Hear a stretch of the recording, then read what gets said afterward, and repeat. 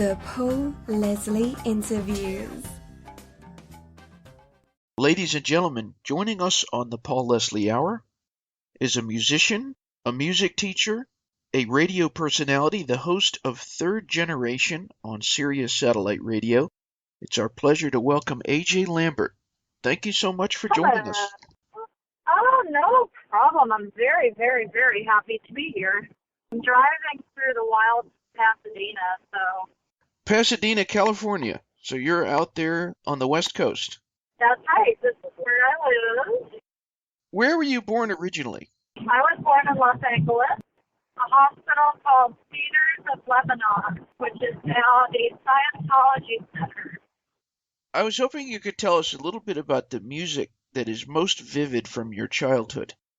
Music that is most vivid from my childhood is probably things like Harry Nilsson, David Bowie, the Beatles. My father had a very eclectic music taste, so I grew up on things like that and other very, very random things like the Babies and Roxy music and Pointer Sisters. I mean, you name it, he was into it. So I got most of my kind of very musical taste from my father, AJ Lambert. So it's a pretty eclectic list of musicians there, the Babies. That's one you don't hear every day. Yeah, my father was really very much a music fan. And, you know, my mom is too, but I think her taste tends a little more, she has, like, you can identify sort of what she likes a little bit better than my father and me. What about you learning to play music? When did that take place? I was just sort of exposed to it from a really young age. You know, I had music around all the time, but as far as formal training, I had piano lessons like everybody else. I had a really strange teacher who would write in the names of the notes on the music so that I never really learned how to read music properly because she, like, kind of cheated. But I learned about how it all works and how things sound in harmony and what tonality is and all that stuff. And I actually got really good at the piano. It's just unfortunate that I can't read music. I started getting into music of my own sort of when I was 14, 15-year-old kid, and I taught myself a few instruments. I taught myself guitar and bass and drums, and so I can kind of play a little bit of everything just by virtue of being a fan. But it's definitely a jack-of-all-trades, master-of-none situation. I do not have any one instrument that I have mastered, except my voice. That's about it. And when did you begin writing songs? I probably wrote my first song when I was in high school at some point. Some horrible, horrible, horrible thing that if anybody ever digs it up will be laughable. But yeah, I started playing around with it when I was in high school. I wanted to ask you a little bit about the radio show, Third Generation. It seems like to me, again, going back to your taste, just very, very eclectic. And it kind of reveals with all the different types of stuff. Tell me, what is it that you're trying to accomplish with your show, other than just the enjoyment of the listener? There's absolutely the enjoyment, and I have this thing where it's almost like I get this amazing opportunity to just play people's stuff I love. And, you know, when I first started doing the show, the idea was that it would be things that, you know, I thought my grandfather might like or that he might hate, which also I thought was interesting. Like, here's something that is very much not something he was into, you know, so I thought that was an interesting take on stuff too. But honestly, it sort of evolved into things that I at the very beginning of doing that show, I would get a lot of feedback about how it's not Sinatra music, it's not standards, not things that go on this channel, blah, blah, blah. And I started to think, if you listen to these things as just songs and not hearing them as genre per se, and not hearing them as a hip-hop song, not hearing them as something that's unfamiliar, and just hearing them as songs that are well-written, then they're all the same. If it's good music, it's good music. Do you ever listen to recording artists of today and think, wow, I can hear Frank Sinatra there. I can hear an influence. There are some where it's very obvious, and I don't tend to gravitate towards those, to be honest with you, because I feel like the ones where you can really hear it are people who are such fans, which is great, but they're such fans that they become sort of imitators or would-be imitators, and I just think that that's a waste of time because you're not going to sound like him. Yes, sometimes I really do hear an influence, but I like to find that influence in things like interpretation, mastery of the art of interpreting a song and making it your own. That, to me, spells more of a Sinatra influence than being a crooner. If I can hear that you're doing interpretation, that, to me, more of a Sinatra influence than any specific vocal performance style. To me, the vocal performance style that sounds like Frank Sinatra's imitation, I just think that's kind of a waste of time. It's very flattering, I'm sure, but I think it's much more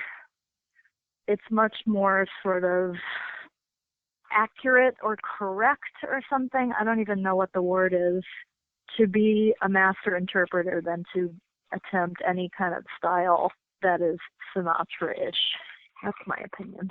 So people like David Bowie, for instance, I feel, and even though he wasn't really a fan of my grandfather's, in fact, I think he decidedly was not a fan of my grandfather's, I am a huge fan of his, as you can probably glean from my show. And I believe that's because he is a master of that idea of being an interpreter of music.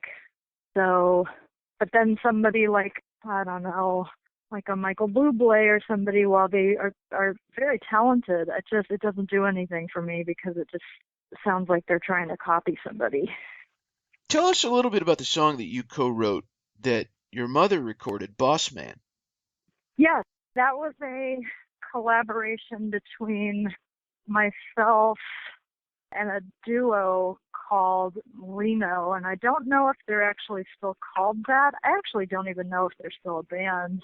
Basically what happened was they approached me to say that they were interested in collaborating with my mom on a song that they had sampled some of her music from, and she really liked what they did with the song they used the sample in. But then we started thinking, like, well, why don't we just take it further and write something that she can sing over it that won't be just, the typical blah blah of sampling and all that kind of stuff. So we did. We met up. They came over from England. And actually their manager ended up being in contention for manager of one of my bands years later, which is very strange that we met up again. We talked, figured out something to write. My husband at the time and I wrote the song with them, and it ended up on her record Nancy Sinatra, which we produced with Don Fleming, and it was also featured in a Sopranos episode in which she and I both appeared, which was really fun. I kind of forced my way into that one. I was like, I am, singing on the record, and if you're going to have her, well, then you surely need a backup singer because there's a background singer in the record. So surely you need someone on camera. So I weaseled my way into the show. That's kind of how that happened. And it sparked a whole thing where we ended up creating the whole record around that idea of collaboration between her and her fans, basically, who happen to be famous people. I thought this was very, very interesting. You lived for a time in Hoboken, New Jersey. Yes.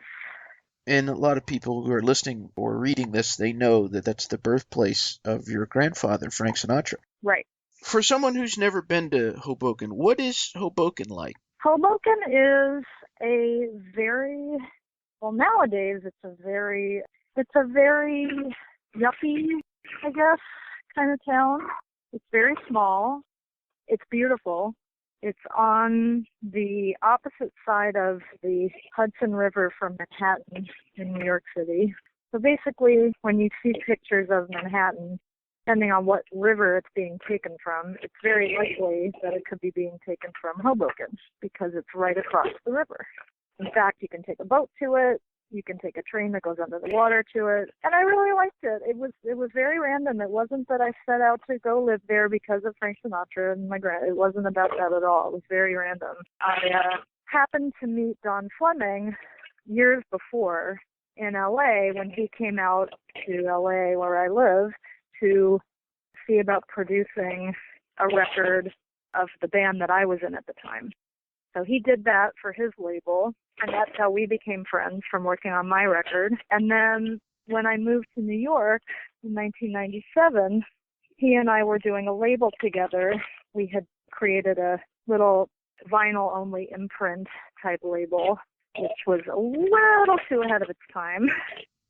People weren't ready for that at that point in 1997. And we worked sometimes at a studio that was in Hoboken. It just happened to be there. Because at that time, it was a place where artists could get cheap loft space. It was not the nicest neighborhood for many, many, many years, including when my grandfather lived there, which is why when I ended up living there, everybody's like, what are you doing? And I said, no, it's really nice now.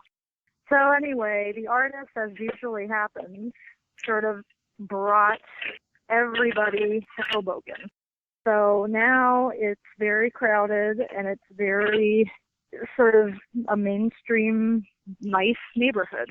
That's how I ended up in Hoboken. I lived there for about 6 years. Yeah, I really liked it. I mean, it was great. It was not a romantic kind of Frank Sinatra haven like people think it is. It's very yuppie and very fratty, and there's lots of bars.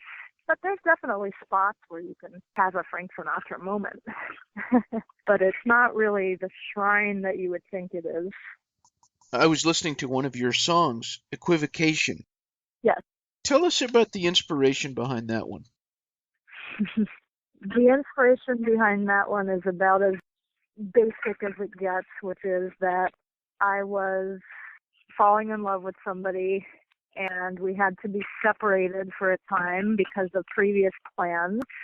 And so I figured that, eventually we'll end up together, but it's just going to take a little while. And that's what happened. So that's pretty much the whole story of that song. And it was a bear to make because I was a novice at programming. I played and programmed all the instruments on that record. And I didn't know what I was doing with grids and stuff. So that's pretty much it. And then the making of that song, I played that bizarre rhythm I actually played it instead of putting it on a grid like you're supposed to do just because I didn't know any better. And so it's a little crazy sounding, but I kind of like that it's that way. I wanted to know, I'm just curious, your uncle, Frank Sinatra Jr. Yeah. We had the chance to interview him on this program. He's a very, very interesting guy. Yeah. Has he been for you a source of any kind of, I don't know, like feedback, or I guess what I'm asking is in terms of your own music, have you learned from him? You know what I learned from him? What's that? I learned a few things from him. I learned that no matter how difficult it is to be related to some of these people, just in terms of having your own voice and having your own, being taken seriously, basically, which is difficult, you have no choice sometimes but to do it because it's in our blood. And he has had such an uphill battle in terms of, just his name, Mm-hmm. Quite a burden to put on a kid, to be perfectly honest with you. I think it's a little crazy that they named him that. But he's had that his whole life to sort of surmount. And many people say to me, well, why did he go into that? Why is he doing that music? And I say, because he loves it, he believes it, he feels it with all his heart, and he doesn't care. He doesn't care that it's difficult. He doesn't care that it's challenging. He doesn't care about any of that stuff. He believes in that music. He loves it, and he lives and breathes it. So I think that's pretty damn inspiring myself. That was exactly the word that was going through my head, inspiring. Yeah. You were mentioning, kind of before we started the interview, about the fact that you're a music teacher. How did you get involved with that? I actually had my daughter in a class, and I really loved it for her. She really enjoyed it. And I hadn't worked in a long time because I had lived in New York for all those years, and then I had had a whole career doing music supervision in New York for a long time. But I had my kid, and we decided to move back to LA, and I didn't work for about a year so I could be home with her. And then it came time where I had to start getting some extra money. So I went and I got certified to teach this specific type of music program for kids. What is the best thing about being AJ Lambert? I've got a great kid. That's the best thing about being me. I've got a fantastic little girl. She's my whole life, and I'm super lucky to have her. I'm super lucky to have had the family and the upbringing that I've had. You know what I mean? So for anyone who is reading this or listening to this, just totally open-ended, what would you say to them? I'm living my life. I'm having a really nice time with my girl and I'm singing a lot. I'm thinking about making a record. I don't have any illusions about being a famous person. I don't want to necessarily be a famous person. I have a lot of those in my family, and it's been their turn. You know what I mean? Yeah. It's not going to kill me if I don't do music the rest of my life. My message is just everybody have a nice life. I'm nobody. I'm a granddaughter. I don't have a message.